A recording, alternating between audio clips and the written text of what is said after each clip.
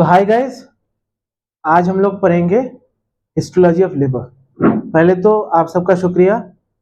हमारे 1K views हो गए हैं, मोर देन 150 सब्सक्राइबर्स हो गए। ऐसे ही सपोर्ट करते रहिए, हमें और मोटिवेशन मिलेगा। और हम भी कोशिश कर रहे हैं कि जितना इंटरेस्टिंग वे में इसको प्रेजेंट कर सके। सिर्फ एनाटॉमी नहीं, हम लोग अभी आगे आगे देखना एम्ब्रायोलॉजी पे फोकस करेंगे। ऑस्टियो आपको इतना इजी वे में समझाएंगे कि आपके रिवीजन के वक्त इतना आसान होगा। एंड देन फिजियो भी करेंगे, बायोकेम भी करेंगे, जितना हो सके हम सब कोशिश करेंगे। तो बिना वक्त गवाए हम लोग आते हैं histology of liver. Histology of liver बहुत सिंपल है। जो लिवर है हमारा बहुत प्यारा ऑर्गन है। उसमें क्या होता है, ग्लिसन्स कैप्सूल से कवर्ड होता है। तो हमारा जो ग्लिसन्स कैप्सूल है वो is nothing but a connective tissue. जो कनेक्टिव टिश्यू आप देख रहे हैं बीच बीच में आ रहा है, ये जो हेक्सागोनल शेप के आपको दिख रहा है, ये हेपेटिक लोब्यूल्स। उसके बीच बीच में आपको कनेक्टिव टिश्यू दिखे, but connective tissue is minimal, बहुत कम होता है। अगर आपको ज्यादा कनेक्टिव टिश्यू मिल रहा है मतलब फाइबर ज्यादा हो गए। फाइबर ज्यादा मतलब सिरोसिस हो गया, फाइब्रस हेपेटिक टिश्यू हो गया, जो कि अल्कोहलिज्म वो बहुत से डिफरेंट डिजीजेस वगैरह में दिखता है। वो हम बाद में थोड़ा सा डिस्कस कर लेंगे। बट अभी के लिए ये सब है हेपेटिक लोब्यूल्स। जो हेपेटिक लोब्यूल्स होते हैं आप देखेंगे हेक्सागोनल शेप के हैं। बट क्या आपको दिख रहा है कि शार्प एजेस है यहाँ पर? शार्प एजेस नहीं है, बहुत राउंडेड एजेस है। शार्प एजेस हम स्वाइन या फिर मतलब जो पिग्स वगैरह होता है उनके लिवर में शार्प एजेस दिखेंगे। ह्यूमन हेपेटोसाइट या फिर हेपेटिक लोब्यूल्स में आपको राउंडेड एजेस दिखेंगे। हर एक एज पे आपको एक पोर्टल ट्रायड दिखेगा। पोर्टल ट्रायड ऐसे मैंने साइड में बना रखा है। Portal triad is nothing but hepatic artery. आपको हेपेटिक आर्टरी दिख रहा है। एक जो बड़ा वाला ल्यूमेन आप बनाते हैं वो होता है पोर्टल वेन। और यहाँ पर आपको कॉलमनर सेल्स वाले दिखेंगे कि बाइल डक्ट। ये तीनों मिलके बनाते हैं पोर्टल ट्रायड। जनरली हम पोर्टल ट्रायड हिस्टोलॉजिकली बोल सकते हैं, बट जब आप ग्रॉस में बोलेंगे तो प्लीज पोर्टल ट्रायड मत बोलिए, you have to name it individually. तो पोर्ट एक्चुअली हेपेटिक मतलब लिवर का ब्लड सप्लाई क्या होता है, दो चीजें होती है। एक तो होता है पोर्टल वेन।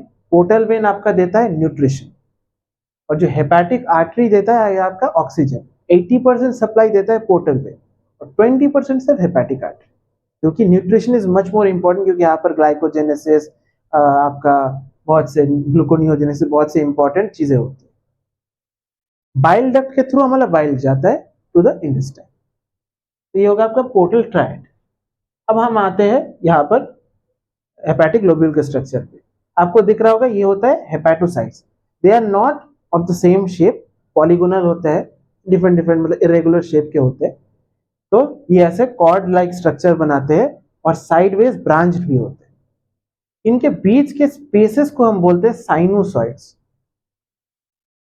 अब ये जो हेपेटोसाइट है, हेपेटोसाइट के बीच बीच में अगर मैं दिखाना चाहूँ, हेपेटोसाइट के बीच बीच में ऐसा बिलियरी कैनालिक्यूली होता है, जिसके थ्रू बाइल आपका ड्रेन होता है या फिर बाइल निकलता है। कहाँ निकलता है? ये साइनोसॉइड्स में। अगले हम कुछ और इमेजेस के थ्रू आपको समझाएंगे, space of Disse, space of Mall. उसमें मैं आपको समझाऊंगा कि बाइल कैसे कैसे कहा जाता है। Actually space of Mall is nothing but periportal space. जो पोर्टल ट्रायड है इसके पास पास एक स्पेस होता है, that is space of Mall. And space of Disse क्या है? ये जो साइनोसॉइड देखा आपने, तो साइनोसॉइड के आजू बाजू जो है दैट इज स्पेस ऑफ डिजी, यानी पेरी साइनोसॉइडल स्पेस। मतलब बाइल एक्चुअली बिलियरी हेपेटोसाइट से सिक्रीट होके बाइलियरी कैनालिक्यूली होके स्पेस ऑफ डिजी में जाके स्पेस ऑफ मॉल में जाके वहां से आपके बाइल डक्ट में जाते हैं। और जो बीच का आपको दिख रहा है वो है आपका सेंट्रल वेन। अब इस साइनोसॉइड के आजू बाजू आपको कुछ कफर सेल्स दिखेंगे, वो भी मैं अलग से डायग्राम में बता दूंगा। कफर सेल्स यानी मैक्रोफेजेस। जो लिवर में आपका डिटॉक्सिफिकेशन भी होता है तो बहुत से बैक्टीरिया वगैरह भी आ जाते हैं, तो उसको निकालने के लिए मैक्रोफेजेस भी काम करते हैं। और आपका एक आइटो सेल्स होता है जो आपका विटामिन ए स्टोर करके रखता है। तो अभी हम लोग देखेंगे पोर्टल एसिनाई। पोर्टल एसिनाई या फिर हेपेटिक एसिनाई, ये होता है आपका फंक्शनल यूनिट ऑफ लिवर। तो वो क्या होता है?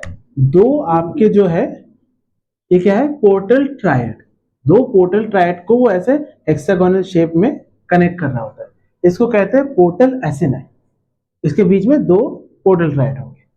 अब इसका क्लिनिकल सिग्निफिकेंस क्या होता है, ये जो एरिया होता है सबसे ज्यादा ऑक्सीजनेटेड एरिया होता है, मोस्ट ऑक्सीजनेटेड एरिया, इसको कहते हैं जोन 1 या फिर मोस्ट ऑक्सीजनेटेड एरिया।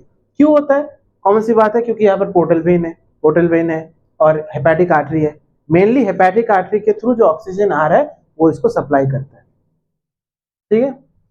और ये जो ऊपर का पार्ट है, ये तो आपको सेंट्रल वेन दिख रहा है, हेपेटिक लोब्यूल से। हेपेटिक लोब्यूल और पोर्टल लोब्यूल अलग चीज है, अभी हम देखेंगे पोर्टल लोब्यूल। उसके पहले ये आपका जोन 1 मैंने बोला, मोस्ट ऑक्सीजनेटेड एरिया। तो सेंट्रल वेन होता है, यहाँ पर क्या होता है, डीऑक्सीनेटेड ब्लड। डीऑक्सीनेटेड ब्लड क्योंकि होता है तो सेंट्रल वेन के आसपास के एरिया को कहते हैं जोन 3 या फिर लीस्ट ऑक्सीजनेटेड एरिया। अब आते हैं पोर्टल लोब्यूल पे। Please do not confuse between hepatic lobule and portal lobule. Hepatic lobule वो hexagonal shape histological structure, portal lobule is something different. Portal lobule मतलब एक पोर्टल ट्रायड उसके बीच में होगा और वो 3 सेंट्रल वेन को कनेक्ट करके एक ट्राइंगल बनेगा, उसके बीच में होगा एक पोर्टल ट्रायड, इसको कहते हैं पोर्टल लोब्यूल। क्लियर। अब हम आगे बढ़ते हैं। मैंने आपको बताया था कि साइनोसॉइड के आजू बाजू कुछ सेल्स होते हैं। अब जब साइनोसॉइड के आजू बाजू कुछ सेल्स होते हैं, ये होते हैं आइटोसेल्स। आइटोसेल्स का काम क्या होता है, आपका विटामिन ए अपटेक करता है और स्टोर करता है। ये आपका होता है कफर सेल्स या फिर मैक्रोफेजेस ऑफ द लिवर। देखिए ये मैक्रोफेज की तरह दिखते हैं। और यहाँ पर हेपेटोसाइट्स लाइन करते हैं। हेपेटोसाइट्स में होता है माइक्रोविलाई। अब इसका मैं थोड़ा सा एम्ब्रायोलॉजी के साथ आपको लिंक करवा देता हूँ। माइक्रोविलाई इसलिए होता है क्योंकि एंडोडर्म से डेवलप्ड होता है। जो हेपेटोसाइटिक टिश्यू है, जो हेपेटोसाइट है, वो मेनली एंडोडर्म से डेवलप्ड होते हैं। एंडोडर्म कहाँ से, जब हम लोग एम्ब्रायोलॉजी पढ़ेंगे और डिटेल में पढ़ेंगे, जो स्टमक होता है, स्टमक से एक हेपेटिक बड आता है, उससे डेवलप करता है। क्योंकि स्टमक एंडोडर्म से डेवलप होता है तो पूरा लिवर मतलब मेन पार्ट, हेपेटोसाइटिक पार्ट, पूरा आपका एंडोडर्म से डेवलप होता है। बट आपका जो ग्लिसन्स कैप्सूल है, फिर जो टिश्यू है, जो कनेक्टिव टिश्यू है, वो आता है आपका सेप्टम ट्रांसवर्सम। मैं बताऊंगा बाद में सेप्टम ट्रांसवर्सम क्या है, अभी के लिए याद रखिए सेप्टम ट्रांसवर्सम से उसका एक फाइब्रस एक्सटेंशन आता है, उससे अंदर का कनेक्टिव टिश्यू बनता है। ये हो गया आपका साइनोसॉइडल स्पेस। अब इसकी बात करेंगे हम लोग। ये क्या है आपका सेंट्रल वेन, ये आपका पोर्टल ट्रायड और ये आपके हेपेटोसाइट्स आपको दिख रहा है। यही वो स्ट्रक्चर है जो हम हिस्टोलॉजी में बनाए थे। अब मैंने कहा था पेरी साइनोसॉइडल स्पेस, मतलब साइनोसॉइड के आसपास जो स्पेस है इसको कहते हैं space of Disse, peri sinusoidal space. और जो पोर्टल ट्रायड के आसपास है उसको कहते हैं स्पेस ऑफ मॉल। अब ये जो बाइल है, ये हेपेटोसाइट सिक्रीट करता है लैटरल वॉल से, और यहाँ से बिलियरी कैनालिक्यूलाई के थ्रू वो आगे जाके स्पेस ऑफ डिजी के थ्रू, स्पेस ऑफ मॉल के थ्रू बाइल डक्ट में चला जाता है।